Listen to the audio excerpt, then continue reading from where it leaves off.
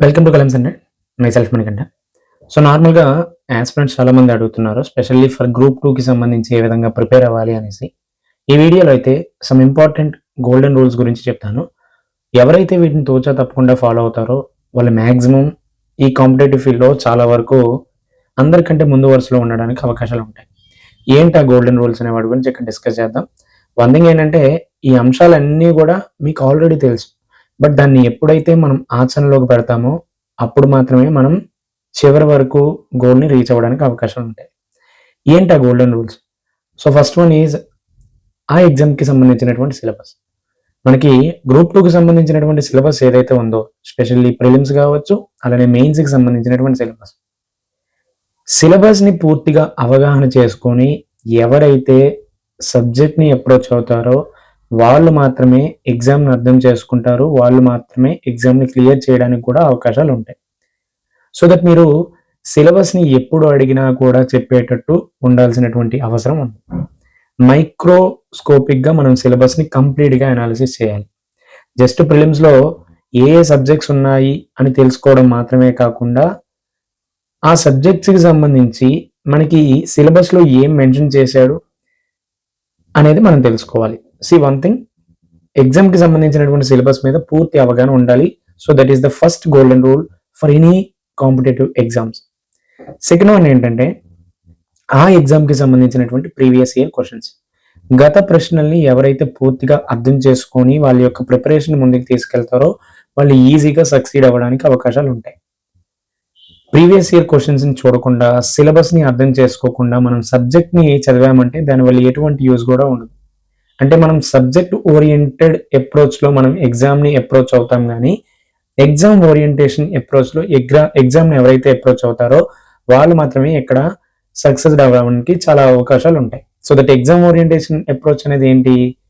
ఆ ఎగ్జామ్‌కి సంబంధించి, ఆ సబ్జెక్ట్‌కి సంబంధించి ప్రీవియస్ ఇయర్ క్వెషన్స్, అలానే మనకి ఏదైతే సిలబస్‌ని మెన్షన్ చేశాడో అవి. ఈ 2 చూసి సబ్జెక్ట్‌ని అప్రోచ్ అయితేనే మనకి మంచి అవకాశాలుంటాయి ఈ ఎగ్జామ్‌ని క్లియర్ చేయడానికి. దెన్ థర్డ్ వన్, చాలామంది ఎలా ఫీల్ అవుతారంటే నాకిచ్చిన 100 క్వెషన్‌లో 100 క్వెషన్‌లకి నేను ఆన్సర్ చేయాలనే ఉద్దేశంతో చాలామంది ప్రిపేర్ అవుతారు. ఒకటి గుర్తుపెట్టుకోండి, 100కి 100 మార్కులంటూ ఈ కాంపిటేటివ్ ఫీల్డ్‌లో ఎవరికీ కూడా రావు. అండ్ ఆల్సో ఇందులో పెర్ఫెక్ట్ అవ్వడానికి ఎవరు కూడా ప్రయత్నించకండి. సో ఇలా చేయాలి అంటే మనం ఏం చేస్తాం? ఒక బుక్‌ని ఫాలో అవుతాం. దెన్ ఆ బుక్ నుంచి కాకుండా వేరే బుక్ నుంచి మనకి క్వెషన్స్ వచ్చాయంటే మళ్ళీ ఇంకొక బుక్‌ని రిఫర్ చేస్తాం. సో దట్ ఒకే సబ్జెక్ట్‌కి సంబంధించి మల్టిపుల్ సోర్సెస్‌ని ఫాలో అవ్వటం వల్ల ఎగ్జామ్‌కి అప్రోచ్ అయ్యేటప్పుడు మనం ప్రాపర్‌గా రివిజన్ చేయలేకపోవడం జరుగుతుంది. సో ఈ రివిజన్ సరిగ్గా లేకపోవడం వల్ల మల్టిపుల్ సోర్సెస్‌ని ఫాలో అవ్వటం వల్ల ఏమవుతుంది? ఎగ్జామ్‌కి వెళ్ళేటప్పుడు చాలా వరకు ప్రెషర్ క్రియేట్ అవుతుంది. అల్టిమేట్‌గా మనకు వచ్చినటువంటి క్వెషన్స్ కూడా మనం ఆన్సర్ చేయలేం. కాబట్టి మనం ఏం చేయాలి అంటే ఒకే సోర్స్‌ని ఫాలో అవ్వాలి. దాన్ని మల్టిపుల్ టైమ్స్ రివిజన్ చేయాలి. ఒకే సోర్స్‌ని ఫాలో అయ్యి ఎవరైతే మల్టిపుల్ టైమ్స్ రివిజన్ చేస్తారో వాళ్ళు మాత్రం ఖచ్చితంగా ఇప్పుడు కాకపోయినా ఏదో ఒక రోజున సక్సీడ్ అవుతారు. దెన్ ఇంకా మేజర్ ఇంపార్టెంట్ అంశం ఏంటంటే revision. So revision is key to the success.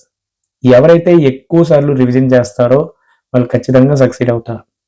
Then fifth one is consistency. ఈ కాంపిటేటివ్ ఫీల్డ్‌లో అందరికీ ఉండాల్సినటువంటి ముఖ్యమైన లక్షణం, మోస్ట్‌లీ టాపర్స్ ఎక్కువగా చెప్పేటటువంటి అంశం ఏంటంటే కన్సిస్టెన్సీ.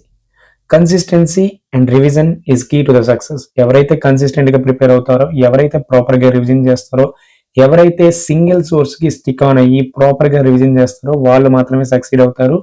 ఈ 5 మాత్రమే మనకి ఈ ఎగ్జామ్‌కి సంబంధించినటువంటి golden rules. First one is ఆ ఎగ్జామ్‌కి సంబంధించినటువంటి సిలబస్‌ని మైక్రోస్కోపిక్‌గా అనాలిసిస్ చేయాల్సినటువంటి అవసరం ఉంది. సెకండ్ వన్ ఈజ్ ఆ ఎగ్జామ్‌కి సంబంధించినటువంటి previous year questions. Third one is proper sources. స్టాండర్డ్‌గా ఉండాలి. సింగిల్ సోర్స్‌కి స్టిక్ ఆన్ అవ్వాలి. Fourth one is revision. Fifth one is consistency. ఈ 5 ఎవరైతే తూచా తప్పకుండా ఫాలో అవుతారో ఖచ్చితంగా వాళ్ళు సక్సీడ్ అనేది అవుతారు. సో ఫర్దర్‌గా ఇంకొన్ని అంశాల గురించి కూడా మనం ఫర్దర్‌గా వచ్చేటటువంటి వీడియోస్‌లో డిస్కస్ చేద్దాం. ఇఫ్ ఇన్ కేస్ మీకు ఏవైనా డౌట్స్ ఉంటే ఖచ్చితంగా కామెంట్ సెక్షన్‌లో తెలియజేయండి. నేను దానికి అనుగుణంగా ఫర్దర్‌గా వచ్చేటటువంటి వీడియోస్ కూడా చేస్తాను. Until then stay tuned. Take care. By.